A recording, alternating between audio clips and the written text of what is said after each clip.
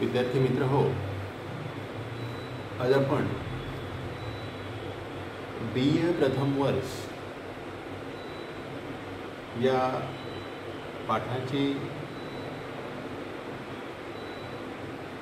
माहिती कालच्या तासामध्ये आपण बघितलेली आहे। आज आपल्याला BA द्वितीय वर्ष ऐच्छिक मराठी या संबंधी कोणत्या अभ्यासपत्रिका आपल्याला अभ्यासाला आहेत त्याची माहिती या ठिकाणी आपल्याला घ्यायची आहे। आपल्याला माहित असेल की मागच्या वर्षीच आपल्या विद्यापीठाचा BA द्वितीय वर्ष ऐच्छिक मराठी हा अभ्यासपत्रिकेचा अभ्यासक्रम जवळपास बदललेला आहे आणि म्हणूनच नव्या अभ्यासक्रमाची रूपरेषा तुम्हाला माहीत असावी म्हणून या अभ्यासपत्रिकेचं कशा पद्धतीचं स्वरूप आहे हे आपण आज या ठिकाणी समजून घेणार आहोत।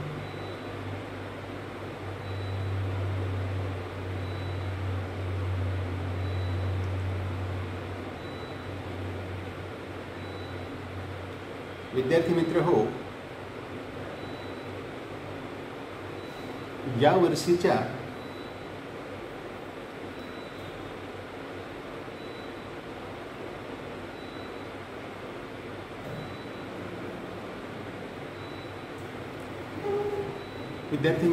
यावर्षी BA द्वितीय वर्ष मराठी ऐच्छिक अभ्यासपत्रिका 6वी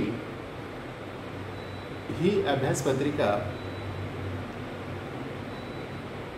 साहित्य प्रकार या नावाचे आपण शिकणार आहोत आणि यामध्ये कादंबरी हा साहित्य प्रकार आपण अभ्यासणार आहोत। CBCS पद्धतीनुसार या अभ्यासक्रमाची रूपरेषा तयार झालेली आहे आणि त्यानुसार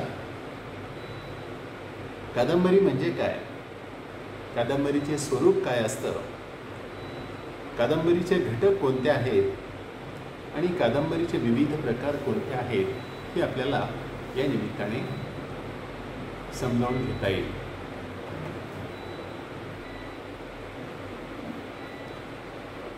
तर या साहित्य प्रकार कादंबरी या अभ्यासपत्रिकेमध्ये एकूण 2 कादंबरीचा आपल्याला अभ्यास करायचा आहे। त्यामध्ये अतिशय मराठीमध्ये गाजलेली आणि एकमेव ज्या लेखकांची कादंबरी आहे ते आहेत विश्राम बेडेकर आणि त्यांच्या कादंबरीचं नाव रणांगण ही आपण अभ्यासणार आहोत। आणि दुसरी कादंबरी नदीष्ट मनोज बोरगावकर यांची या 2 कादंबऱ्याचा आपण या अभ्यासपत्रिकेमध्ये अभ्यास करणार आहोत। यामध्ये कादंबरी म्हणजे काय, कादंबरीच्या विविध व्याख्या विविध समीक्षकांनी कशा पद्धतीने केलेल्या आहेत ते देखील आपण बघणार आहोत आणि कादंबरीचे प्रकार आणि परंपरा कशा पद्धतीची राहिलेली आहेत हे देखील आपण समजून घेणार आहोत। रणांगण ही विश्राम बेडेकर यांची कादंबरी एक महायुद्धाच्या पार्श्वभूमीवर तयार झालेली आहे आणि त्यामधील जे कथानक आहे ते अतिशय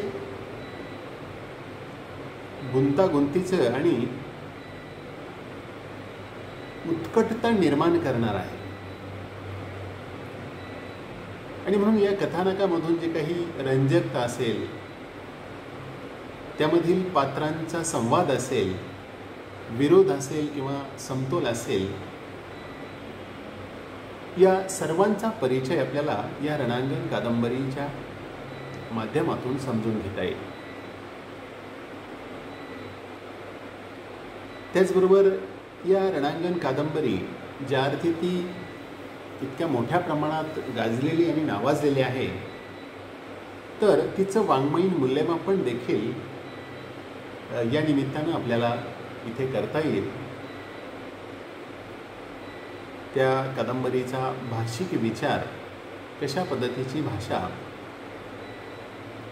कादंबरीकार विश्राम बेडेकर यांनी वापरलेली आहे, तेच देखील आपल्याला समजावून घेता येईल. रणांगणचा भाषिक विचार आणि रणांगण हे नाव कोणत्या अर्थाने सार्थक आहे हे देखील समजून घेण्याचा प्रयत्न ही कादंबरी शिकताना आपल्याला करून घ्यायचा आहे. एकूणच रणांगण ही अतिशय गाजलेली कादंबरी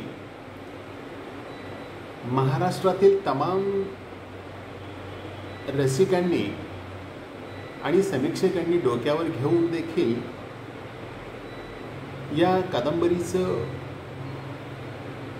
जे समीक्षणात्मक मूल्य आहे ते पुन्हा पुन्हा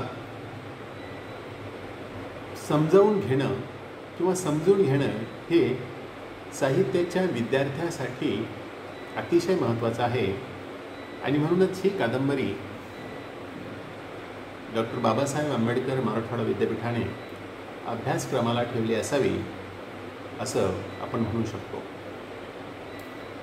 दुसरी कादंबरी आहे ती आहे लेखक मनोज बोरगावकर यांची नदीष्ठ नावाची कादंबरी. या कादंबरीमध्ये जे काही छोटे मोठे पात्र आहेत की ज्यांचं एक स्वतःचं व्यक्तिमत्व आहे, आणि असलं तरी ते फार काही काय म्हणता येईल त्याला की जे काही प्रेरणादायी नाही किंवा फार मोठं त्याच्याभोवती वलय असण्यासारखं असं काही व्यक्तिमत्व या कादंबरीतून दिसत नाही. आणि एक प्रकारे चेहराविहीन लोकांच्या जगण्याचे एक प्रतिकात्मक वास्तव या कादंबरीमध्ये मनोज बोरगावकरांनी केलेले आहे.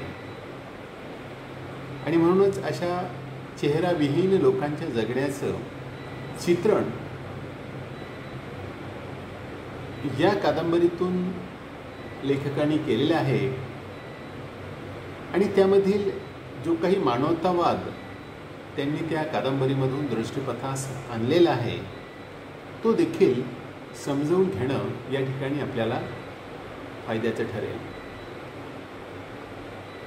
तसेच नदीष्ठ या कादंबरीचे वाङ्मयीन विशेष काय आहेत, कोणत्या अर्थाने ही कादंबरी वाङ्मयीनदृष्ट्या चांगली आहे, योग्य आहे, हे या ठिकाणी आपल्याला समजून घेता येईल. आणि म्हणून त्याचे नदीष्ठचा भाषिक विचार आणि मानसशास्त्रीय विचार हे देखील या कादंबरीतून आपल्याला बघायचं आहे.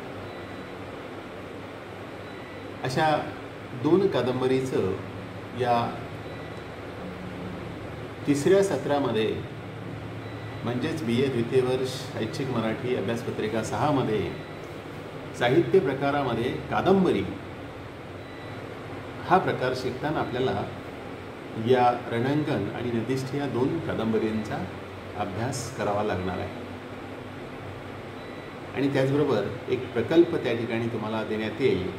त्यामध्ये एखाद्या कादंबरीचं परीक्षण करणं असेल, एखाद्या कादंबरीकाराची मुलाखत असेल किंवा संबंधित प्राध्यापक आणि विषयावरून एखादा विषय देऊन त्या विद्यार्थ्यांकडून एखादा प्रकल्प तयार करून घेणे असेल, अशा पद्धतीचं या अभ्यासपत्रिकेचं हे स्वरूप आहे.